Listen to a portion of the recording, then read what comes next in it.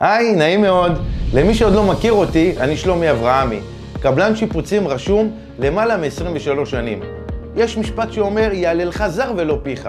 בואו תשמעו מה יש למנהלי הסניפים בחברות הגדולות בישראל להגיד עליי. אני עצמי נמצא בענף הזה כבר 31 שנה. אני מכיר אלפי בעלי מקצוע, כמו שלומי באמת שאין, אדם יחיד, יקר ומיוחד. כל לקוח ששלומי יבוא לפה, יקבל פה את השירות הכי טוב, מחירים מיוחדים, שירות יוצא מגדר הרגיל.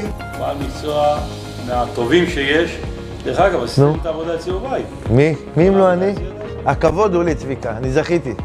אני לעולם לא ממליץ על אנשי מקצוע, אני לא אוהב את זה. אבל היחיד שאני אומר עליו ויכול לשים את היד שלי, זה על שלומי.